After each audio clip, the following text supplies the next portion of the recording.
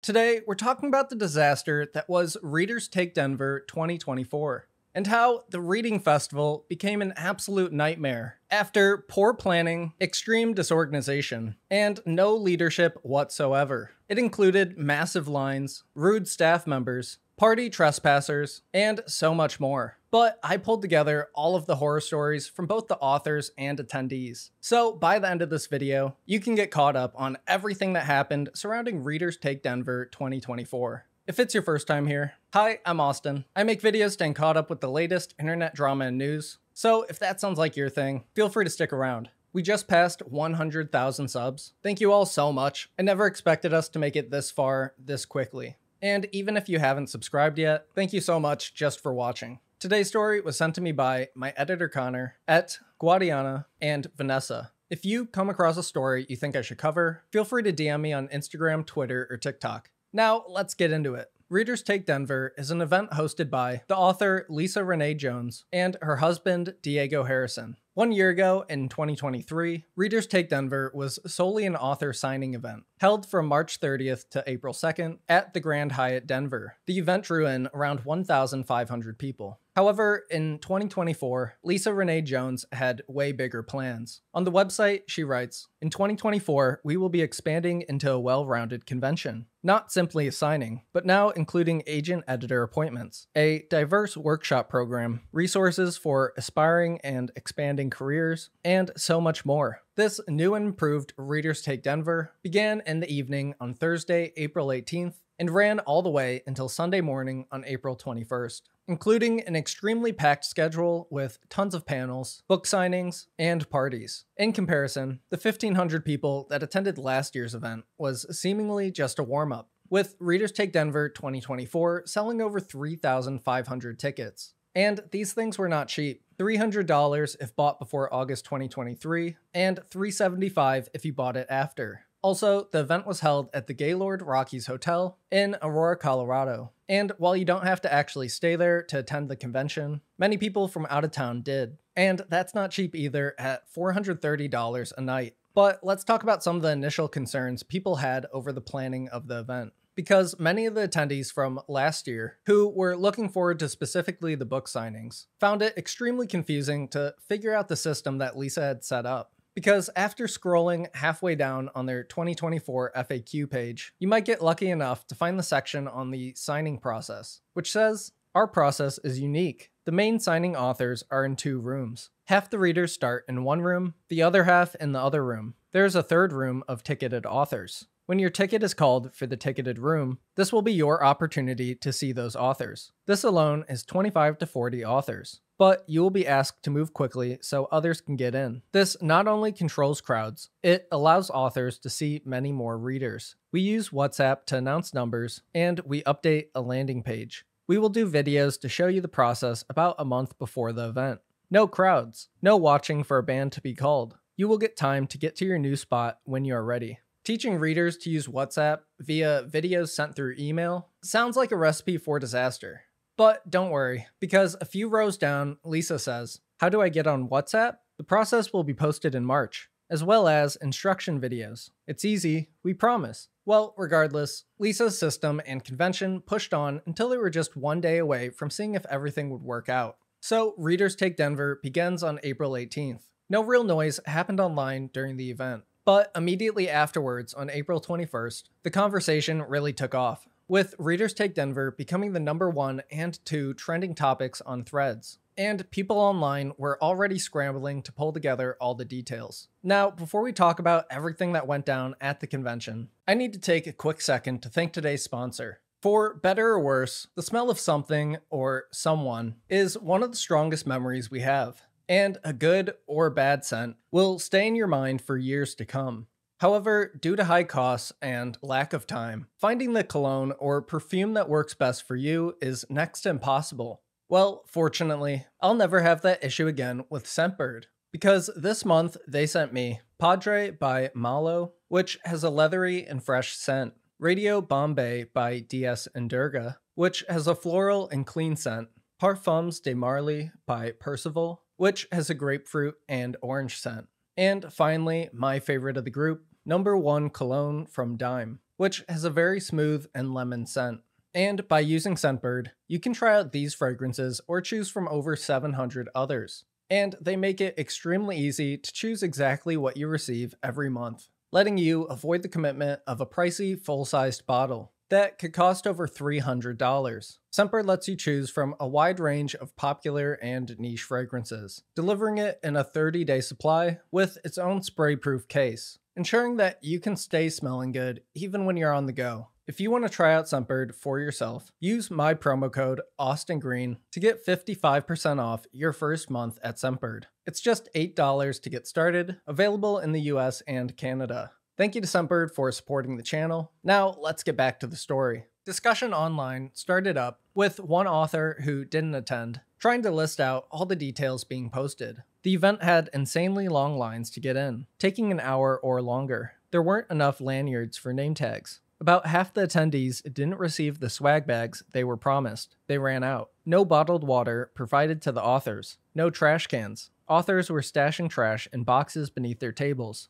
At least one assistant was physically assaulted by volunteers. Shoved. Volunteers were extremely rude. Authors missed panels because they weren't notified. It was beyond crowded. Also, they double-booked author tables, continued making last-minute changes to the itinerary, had a seating chart that was all wrong. One post was shared from an attendee that writes, "We were screamed at to get the F out while authors were still signing. Many people did not get in to see their authors. They have taken zero accountability. I will not be back in 2025. For my first book event, I was in a constant state of panic attack. It was unorganized and highly unprofessional. This was supposed to be a charity event. However, I was told the owner of RTD is also the owner of the charity. So where is the money going?" This led many people to point out the charity that Lisa mentions on the event's About page, which says, "This is a passion project for me as an author and pet owner, with an annual goal to donate heavily to Julie's Friends, a charity that helps low-income families care for their sick animals." Julie was our Oriental Shorthair, who beat cancer for 3.5 years. But that was a $30,000 endeavor. Writing has been good to me and we managed the expense. But for many families, that would not be an option without help. People concerned with her ownership over the charity that this event was funding tried to look up the official registration for the charity online, only finding this Julie S. Friends listing that people assumed to be hers. These concerns over where the charity money was going were only multiplied when people realized that Lisa used mostly unpaid volunteers to staff the entire event. But let's talk more about the actual attendees' reactions. On April 21st, this festival goer writes, "Readers Take Denver is an absolute logistical atrocity. $300 for a ticket, no tiers available for those who have no interest in a barrage of panels. No legible seating chart. The website is a data nightmare, with no sortable viewing for basic information. And because we showed up at 2:15 for a signing event that started at 2 p.m., we were told registration for tickets that were purchased 10 months ago was unavailable. And we wouldn't be able to even come into the event. We paid $300. Update, at 3 p.m., the Shares F had a shit ton of name tags out after refusing to give us ours. Shout out to the Gaylord Rockies staff, not the RTD staff, for acting with grace when we showed them our receipts and they let us in anyway." The next day, another attendee named Jessica Mack posted on her blog regarding the experience. It's titled, "Readers Take Denver, a Dystopian Tale." She begins by describing some of the communication issues. "I'll admit there were red flags before the conference even began. Instead of having a solid communications plan, bits and pieces of information were doled out via email and various Facebook groups, but not kept up to date on their website, which should have been their main source of truth. People received different information, and some didn't get any at all. I witnessed a few times where the management team at Readers Take Denver sent out conflicting information on the same day. Lisa Renee Jones kept offering to respond to people's questions by email, but I've seen account after account from authors, influencers, and attendees that they never received responses to their questions. I lost count of how many times I saw people innocently asking questions about the event on Facebook, only to be met with unnecessarily angry and defensive responses from Lisa and her team.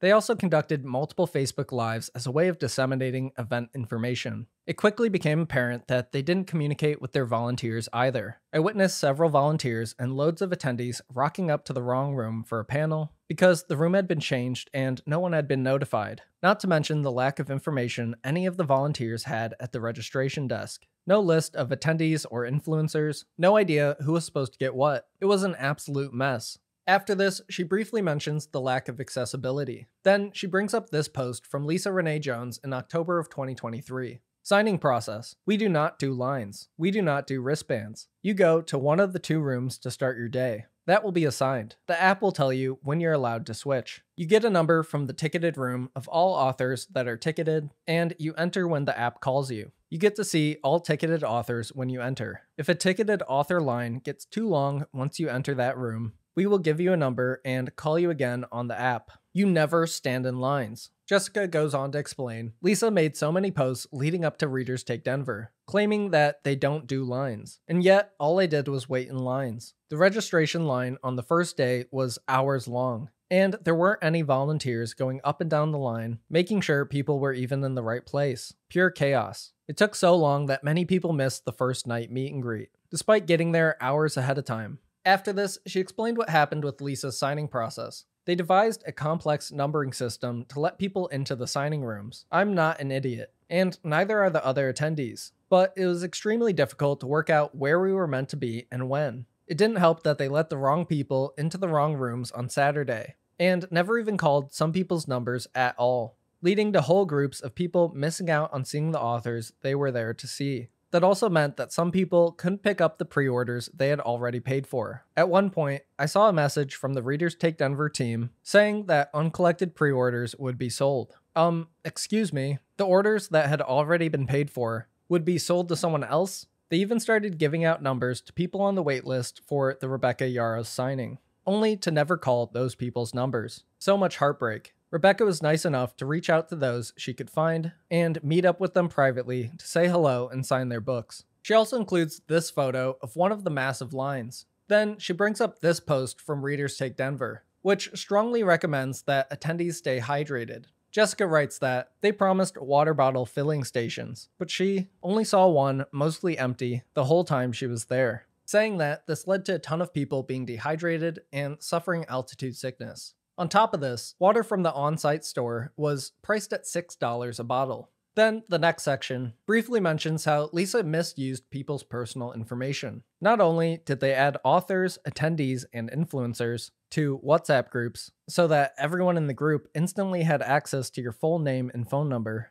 but I saw posts from authors saying that they were added to Lisa Renee Jones' personal author email list without their consent. I've also heard from other influencers that they were added to Lisa's email list and encouraged to promote her books without prior approval from the influencers. After this, she explains how many of the authors got screwed over. Each author had to pay Lisa the same amount to be at the event, but then they were split into 2 groups of ticketed authors and rising stars. Jessica says, I saw best-selling authors designated as a rising star, and the whole thing just felt icky. Oh, but it gets better. Ticketed authors got 2 signing times, with no overlapping panels or events. Rising Stars paid the same amount as other authors for a single signing session that overlapped with multiple panels and other events. When the Rising Star authors got to their room to set up, it was empty of furniture. Empty. In the end, authors and their assistants had to carry their own tables and chairs from the loading dock and get the room set up, all while people were lining up outside the room to be let in. Appalling, not to mention the likelihood of someone getting injured.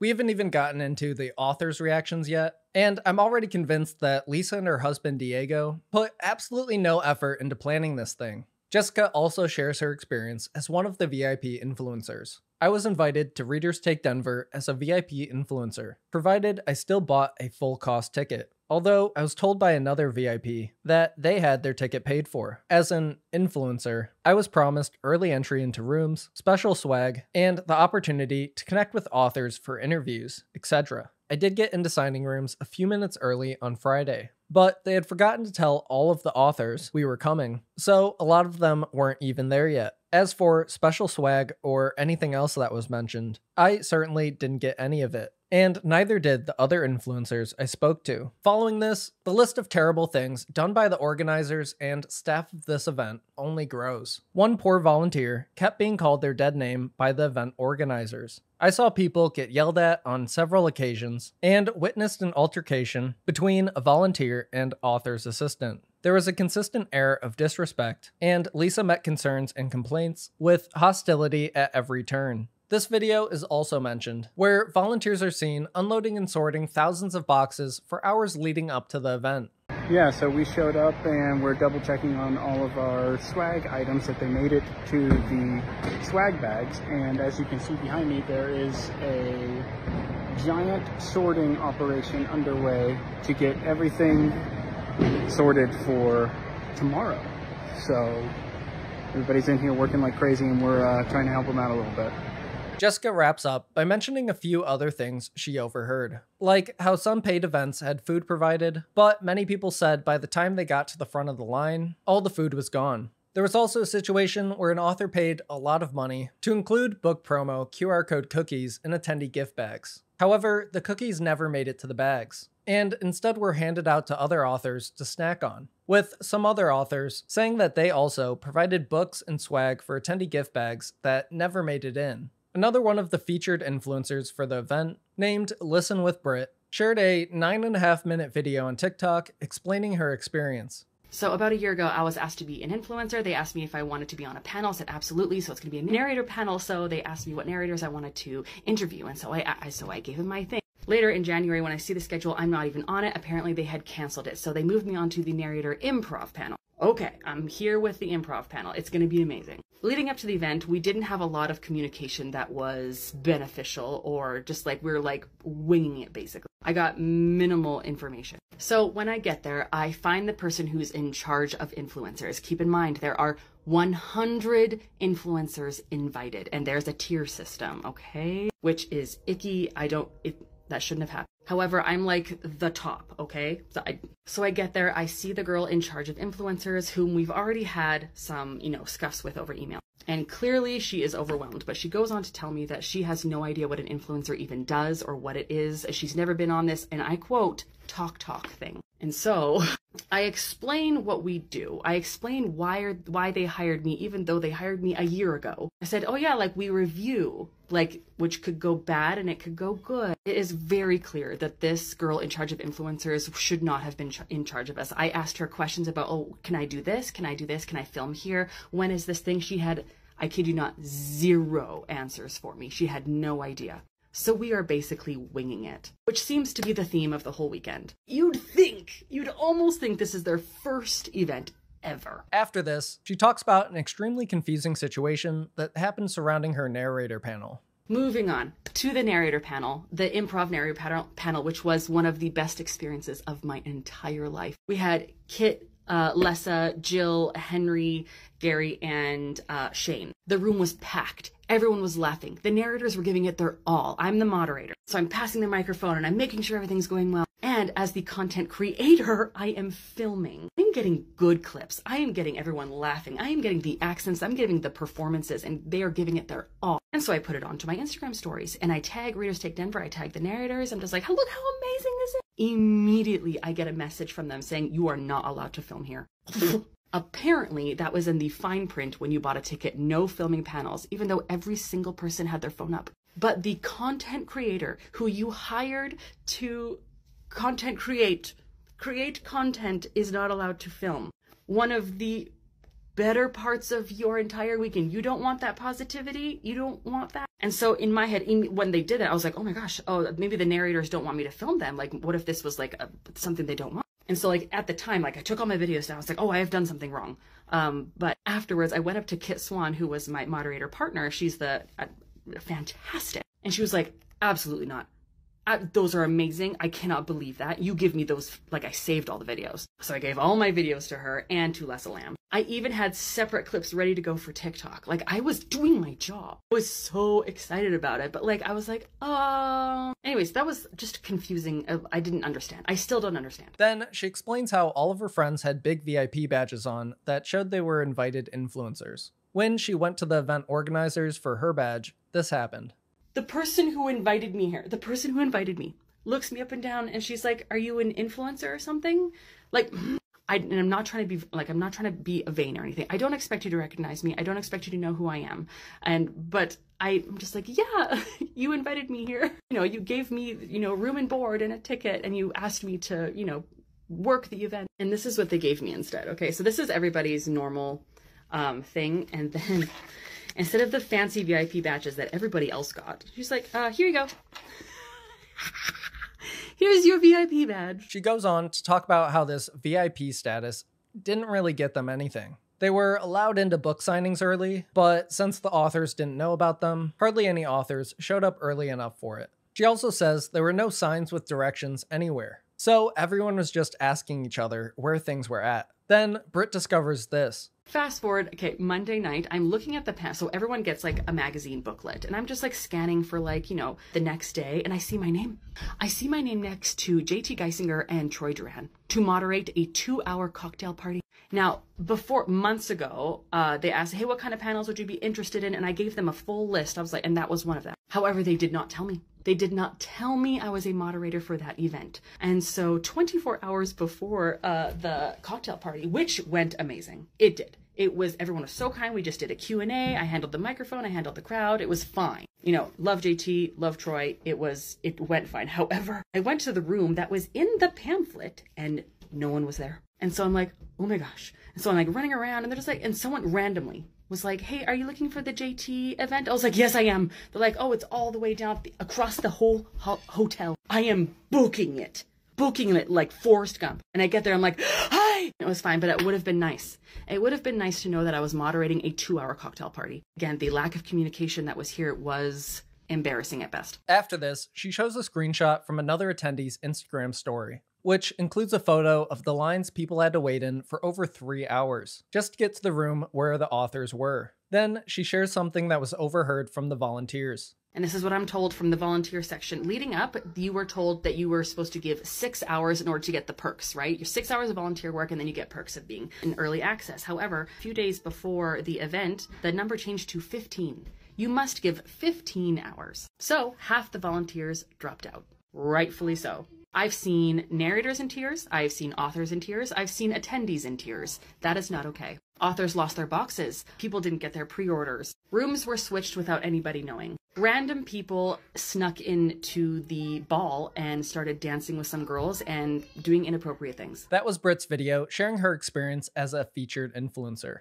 Before we take a look at the author's stories from the event, let's talk about the situation that Britt mentioned at the end of her video, where due to lack of security for the event, some random guys from a different convention going on at the same hotel walked into one of the dance parties hosted by Readers Take Denver. People that attended the party reported the guys being there for a majority of the time before finally being removed. And while they were at the party, attendees said that the guys were trying to dance with people inappropriately, making many extremely uncomfortable. Later that night, Lisa, the convention organizer, remembers things differently, and she sent this message to one of the mass group chats. So I was there Friday night, guarding, me and Diego. We were just sitting out of the music to hear ourselves talk. There were guys on the dance floor who things went south with, as they started making people uncomfortable. The party was about to end when it happened. Diego took immediate action. He was pissed. The hotel security was right on Diego's heels, but Diego was so pissed they couldn't beat him there. Everyone cheered Diego, and the people involved came and chatted with us, and thanked us for taking immediate action. Security escorted them out. Similarly, Lisa's husband Diego explains his side of the story in a Facebook reply comment. This is Diego. I just want to speak on both the casino and masquerade night situations. The casino night guy, he actually was an attendee. He didn't spoke very good English, and was utterly confused why I and hotel security were escorting him out. I tried to explain it to him that he made some woman feel uncomfortable, but I don't think he understood. He, European, and left with no problems. The masquerade situation. Upon being told of what was happening on the dance floor, I quickly asked the guys, 5 of them, and they were military, to leave. Afterwards, 2 women approached me to thank me, an older woman and a younger one. It was a mother-daughter, an older daughter, in her 20s. Turned out, the younger one was the one that had the groping happen to. She was dancing with one of the men. Her mother saw how they were dancing and she felt it was inappropriate. The daughter was embarrassed that it happened, but went along with mom in that she agreed they should be escorted out. Though the daughter told me that she didn't dislike the attention she was receiving from the man in question. It was a hand on the waist. But, like many things, a hand on the waist has now morphed into sexual assault. The younger woman absolutely does not want to press charges. The men were military men, and were invited to the dance by an attendee. Maybe not all of them, but that's how things go sometimes when friends are together. The mother doesn't want to press charges either. And that's the truth of the situation. It wasn't as bad as it's being described in many threads or socials. But no matter what, unwanted attention, that kind of unwanted attention, is not okay. Man, that was rough. I feel like I'm listening to somebody's creepy uncle. But with that, we're caught up on most of the attendees' direct experience of Readers Take Denver. Now, let's talk about the horror stories from the author side of things, which began on April 21st. Quickly following the end of the convention, when the author, Daisy Jane, created this series of posts on Threads, detailing everything that went wrong. In the first post, she explains that all of her boxes weren't delivered to her table as promised, forcing the authors to carry all of their boxes across 2 convention rooms on shared hotel luggage carts, finally getting to set up at 9 p.m., 5 hours later than planned. Daisy says nobody was even around to explain to them why this happened. The second post gets into the mixer, which was apparently just a hallway full of people. And the drinks weren't free either. $16 for 1 beer, or $17 for a cocktail. Adding that, she's pretty sure all the alcohol was donated too. In post 3, she explains, "My table was ticketed to control lines. Readers later told me that if they left the room and their ticket was called, they weren't allowed back in the room. This led to my pregnant PA, my content creator, and my husband dragging all my books back to a hotel room and selling them out of the room so that people could come see me and take photos. We sold books from the room for 2 hours. Once again, we moved all the books ourselves on a luggage cart because no one from RTD was around." In the next post, the lack of help from any event staff continues. "I hosted a lunch that began 15 minutes after the signing ended, so I could not stay to pack up books. My PA, content creator, and husband hustled hard to throw my books onto a luggage cart just to get them out of the room. Because 10 minutes after the readers left the room, they began flashing the room lights, then turned them off. They didn't get to pack up my table, they simply had to throw it on a cart and get out. Because the hotel began flipping tablecloths, sending authors' books flying." Later, in another post, Daisy explains, "My friend Kat Blackthorne hosted a table in which she couldn't even eat the food, because there were no secondary options. If you paid these costs to eat at this lunch, and then couldn't eat what they served, that is awful. A reader at my own table had the same experience." After this, she talks about the promised swag bags. Swag bags contain swag from RTD 23. Every bag seemingly had different things in them. Some people got bags, others did not. Those of us who paid thousands to be in bags, only to find out some bags did not include our items or books, are asking what happened. Influencers were supposed to receive an additional bag. Half of them didn't even get lanyards or name tags. It's not about bags. It's about promising people things, not coming through on that, and basic needs, and then having no way to rectify any of it. 0. You didn't get something? Essentially, too bad. Daisy sums things up in another post, calling for some sort of compensation for the attendees that spent their savings on this event. Later the same day, the author R.D. Baker posted this on Threads, announcing that due to a lack of safety and respect, she'd no longer be attending Readers Take Denver in 2025. The next day, we saw a similar post on Facebook from author Blair Babylon, who also shared this regarding her interactions with event staff. "I was missing 2 boxes of books that were supposed to have been delivered to my table that had cost me about $1,000 wholesale. When I asked about the books on 3 separate occasions, organizers said they would look into it. I know that the books arrived there because I filled the tracking numbers in on the form where we were supposed to, and they were checked off as having arrived. 6 boxes of books were successfully delivered to my table, and the missing 2 boxes had the exact same address on them and were handled the same way. I've heard that some of the conference staff, and I'm not sure exactly who it was, were telling other authors whose boxes went missing that readers had stolen the boxes. Saying that is horrifying. I don't believe it for a damn second. This will be our first example of conference organizers not taking responsibility for things that went terribly wrong. Later, I heard that many boxes of books, including a rumor of several boxes of books that were Kristen Proby's pre-orders, had been dumped in the promo swag room, where they were immediately cleaned out by attending readers. Following Blair's post, on the night of April 22nd, Rebecca Yarros, one of the biggest authors at this year's convention, shared her story. And her reaction has some added significance, because following the chaos at the convention, Lisa, the organizer, sent out a shady mass email that seemed to throw the blame for all the disorganization on Rebecca Yarros' popularity at the event. In the post, she explains, "First, let me address my personal experience as I've been blamed by RTD for, honestly, I'm not sure, but I think it's not seeing every attendee who purchased a ticket and announcing a signing limit after the refund policy was announced. 1. When I signed on to RTD in June 2023, the publicly announced estimated attendance was at 1,700 to 1,800 readers, and the mission of the signing at the time was short or no lines, and the ability to see as many authors as attendees wished. I wasn't arrogant enough to think all 1,800 people would want to see me, considering last year was split pretty evenly with thriller readers. 2. In November of 2023, coming off the Iron Flame tour, and realizing the sales at RTD had inexplicably swelled to 3,000 readers, I informed RTD that I knew my pace was 400 readers in 3.5 hours, and voiced my concern that there were not enough hours dedicated to signing. On the 25th of November, I received an email from RTD noting my signings would be limited to 600 ticketed readers with a waitlist and one panel for 900 readers, so I could see as many attendees as possible in the allotted time. I was heartbroken to limit it, but felt it was better for readers to know whether they had a ticket than hope and leave disappointed. They knew November 25th, peeps. Right here is where I will absolutely take accountability as others have failed to do so.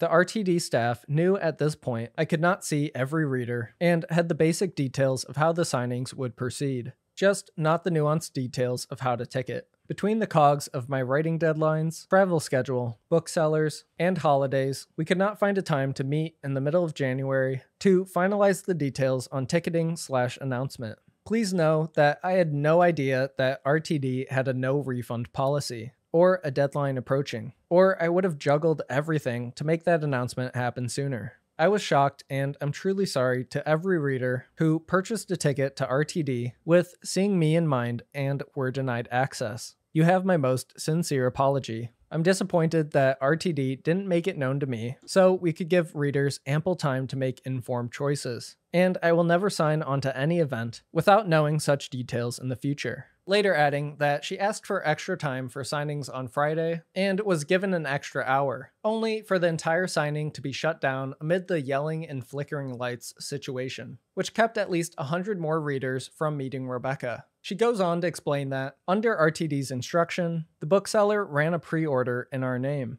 Yikes. When we asked they stop so we could manage our own pre-order and avoid confusing readers, the bookseller immediately did so, though RTD shifted blame. Let's be clear, I'm all for booksellers doing their thing and selling books. We love you. But RTD selling my signature without asking me first is icky, and twice as icky when readers don't know where the heck to pick up their books. To readers who spent precious time bouncing between our booth and the bookseller, I'm so very sorry. Our team did our very best to mitigate confusion, and we weren't always successful. If you ordered through the bookseller and didn't pick up your books at our booth, RTD is now in possession of your pre-orders. If you didn't snag yours placed through us, I have your bags at home and am absolutely willing to ship so you get your books. Further down, she adds, I never asked for special treatment, nor additional security measures, though I was constantly warned/told I was a security risk by RTD, told I'd cause chaos if I informed readers where I'd be outside signing hours, or socialized, and was told other authors at the event hated me for pulling attention, and would only draw more ire if I asked for more signing time, because it would pull readers from panels and events. I was made to feel like an absolute burden,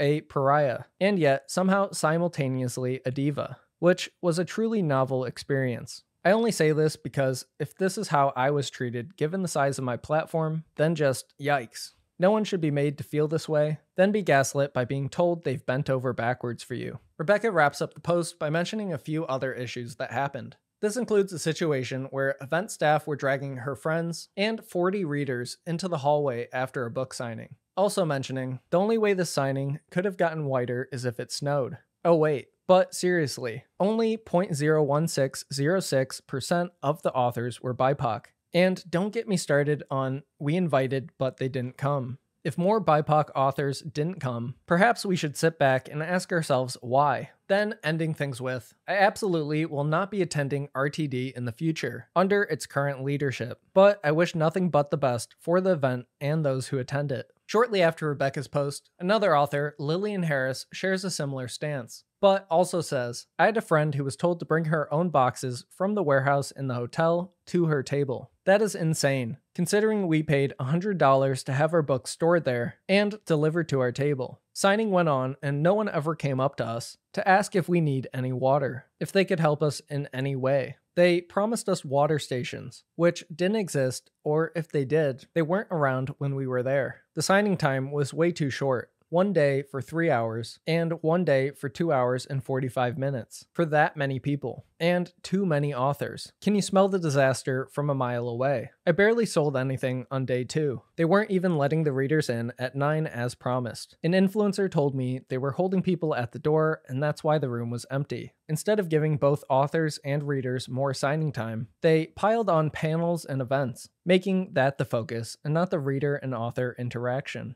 I had to arrange for some readers to come to my room to get their pre-orders, because they were stuck in lines trying to see the ticketed authors downstairs. Some of my readers reported being screamed at to get off the line downstairs and go see other authors. Oh, and my favorite part was as soon as 11:45 a.m. hit on day 2, the hotel staff started flickering the lights off, and 3 volunteers came up to my table telling me to stop talking to my reader because it is over. Literally the second it ended. Oh, and to make things even more exciting, the hotel kept flickering our lights, pissing us off, and at one point, shut them off completely before putting them back on, while we were packing our things. Then, instead of the organizer actually having some sense and assigning luggage carts to their staff to help authors move boxes to FedEx in the lower level, everyone took one, and many, like me, were left with nothing. The next day, on April 23rd, a completely different author drama happened that surprisingly wasn't caused by Lisa Renee Jones or the convention. The author, Jason Pinter, explains everything that went down in this TikTok.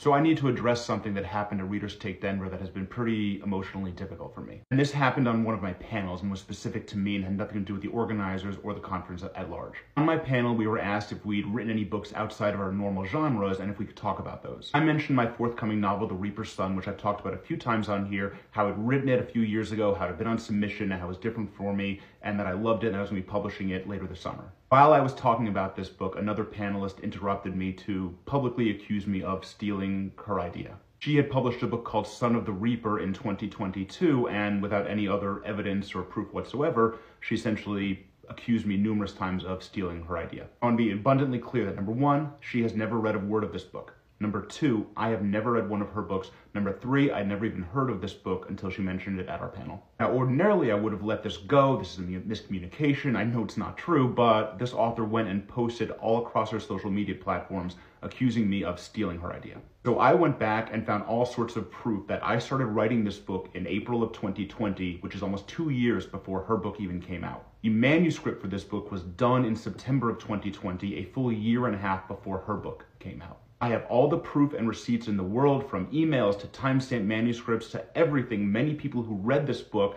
well before her book even came out. Had she talked to me after the panel or contacted me in any way, I could have told her all of this and saved us a lot of time and problems, but she went ahead and posted on social media anyway, accusing me of theft. She did not accuse me by name, but she criticized the man on her panel, and being that I was the only man on the panel, it's pretty obvious who she was talking about. And now there are people in her comments saying that she should sue me and get a lawyer and all this stuff, and I had to address this. I understand an author's desire to protect their characters and stories and intellectual property, but to accuse somebody of theft without reading a word of their book based on one comment on a panel, without speaking to them or finding out that they started writing their book 2 years before you started writing yours, is at best irresponsible and at worst slanderous. I also went onto Amazon and read the description of her book, and it is nothing like mine whatsoever. This could have been cleared up with a 3-minute conversation, but instead she went and posted all across her social media, so I had no choice but to address it. The Reaper's Son is an original work that was not based on anybody else's stories or ideas, period. Any accusations that it is not are completely false, and I have the truth and proof to back up that truth on my side. I sent the author a very diplomatic email, which she hasn't responded to yet. I'm willing to let this go if she does, but if she wants a fight, I will fight. Rest assured, The Reaper's Son is still coming out, and it is my book and my book alone, and not stolen from anybody else, period. He shares his receipts of proof in a second video shortly after. Beyond this, we know the author accusing him is Mariah Kingsley. However, I couldn't find any of her social media posts regarding this, so it might have been through Instagram stories. Personally, I'm so non-confrontational, I couldn't imagine impulsively accusing another author of plagiarism to their face, while sitting on a panel. I don't even know how I'd react watching that go down. But now we've heard pretty much everything about what happened at Readers Take Denver 2024. It's time for us to look at Lisa Renee Jones' response to all the backlash and criticism, which happened at some point on April 22nd, around a day after the event. Here's what Lisa sent out in a mass email. Hi all. First, thank you for attending RTD 24. We are honored to have had you with us. Also, so many of you touched me deeply, coming up to me and hugging me and telling me you had a great time. A few of you, as you know, brought me to tears. Okay, more than a few. I was very excited to hear that so many of you got to your authors and had such a great time. 2 programs you're telling me really worked were the early pickup and pre-sale area, as well as those afternoon pop-ups. We will expand those next year. Yes, we had issues with the hotel, big issues, which sideswiped me because these were not our experiences last year. I can't go back, but I can go forward and make 2025 better on all fronts. I'm meeting with the hotel next week, but more so I have to plan. The way we do that is planning to do more at home and more ourselves, but it taught me a lesson. Also, registration needs to be virtual. You need to get your bags at your luxury, but quickly. Next year, we are taking steps to make this process much smoother. I will bleed if that is what it takes to make that happen. So, I'm working on having everything nifty on your phone. The signings. Friday was smooth sailing. I hope you thought so. And then we had the glitch Saturday, where the wrong group of people were called to the wrong room. This created my worst nightmare, and we had craziness. I think some of the volunteers panicked, and might not have been as nice as I would like. It was stressful for all, which is exactly why you don't need anyone adding to that by being rude. I'm sorry, I am just devastated that happened. Saturday should have been just like Friday, and we were in good shape. We were going to get everyone through the rooms, no problem. And for those authors with tickets left, I'd gone to them and asked them to stay Saturday. I want you to get to your authors. I want that very much. I also heard some people have said people who needed extra accessible support didn't get it. That is truly gut-wrenching to me. I personally tried to help anyone I saw who may have been in need of assistance and stopped to check on them. I tried to ensure my staff did the same. In fact, one of our very best volunteers uses a chair for mobility assistance. They were amazing. Coincidentally, before I ever heard about this, I'd asked them if they would meet with me this week to talk about what they saw and how we could make things better for 2025.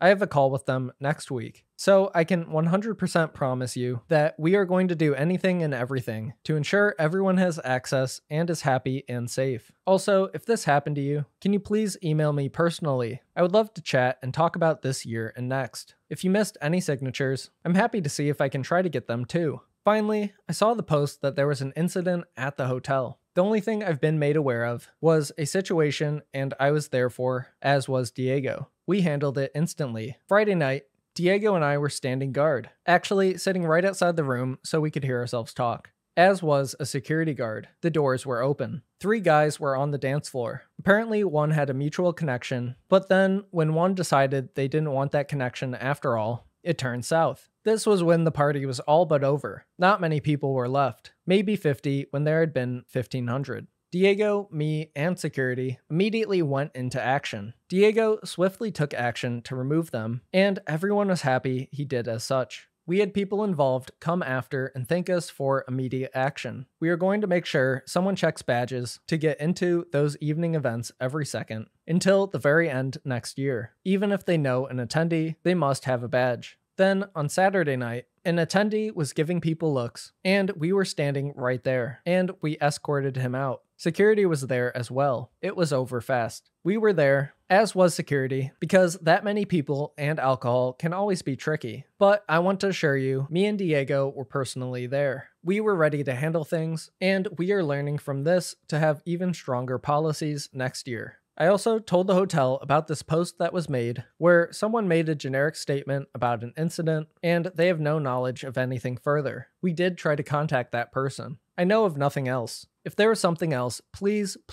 email me personally. The hotel has cameras everywhere, and any incident that is reported, we can use their aid. The cameras, and any other resource necessary to take swift action. We take safety seriously. In the case that someone has claimed a volunteer put hands on someone, I got security involved immediately because there are cameras everywhere. If we can find the appropriate footage, security has already said they will strongly take action, as will we. We are desperately trying to get more info, as is hotel security. If you saw someone touch someone at the Adams store, please, I beg of you to write me a little note. I promise to keep it confidential. Finally, I value you so very much. We sent out a little survey yesterday too about your experience. I promise I will read them. And I've always said, and I know many of you have tested me, I really will answer and quickly. Tell me what you need and how I can help. This event and you mean so much to me. I'll be there for you. Lisa. This attempt to shift blame and ignore many of the issues from the event was not well received by the authors or attendees, with one event goer reacting to it on Threads. As my friends and I are returning from said utterly horrible, disappointing experience, we receive not one, but two different emails. One asking for survey feedback, and one filled with nothing but trash garbage. To try and convince people that the event was anything but what it was, unorganized and disappointing, is a slap in the face to everyone who had to experience it. Own up to your mistakes, people make them all the time. We're human, it's what we do. However, apologize, mean it, and do your absolute best to ensure it never happens again. Okay, last second update to the story. I'm editing the video on Sunday night, April 28th, and a few hours ago, I noticed on their website, it looks like Lisa's plans for next year might have changed. Because it looks like Readers Take Denver 2025 is canceled. I was wondering if Lisa would pass the event on to somebody else to manage, but it looks like it was too much of a nightmare to even keep going. But with that, we're caught up on pretty much everything that happened surrounding Readers Take Denver 2024, and how the reading festival ended up as a disorganized mess, including massive lines, rude staff, party crashers, and so much more. But now that you know pretty much everything about this reading festival, I need to know, what do you think about everything? And have you heard any other crazy stories from Readers Take Denver? Let me know that and anything I missed down in the comments. If you want to stay caught up with even more internet drama and news, subscribe to either channel to catch the next story. I swear I'll get the Anti-Austin channel started at some point. I'm just tired most of the time and haven't been able to sleep very well. Thanks again to Scentbird for sponsoring today's video. Use my code or go to the link below to get 55% off your first month at Scentbird. Thank you so much for making it all the way to the end of the video and for sticking with me all the way to 100,000 subs. I'm so profoundly fortunate to even have the opportunity to do this. I hope you'll still be here when we eventually pass 1 million subs. And until then, I'll see you in the next one.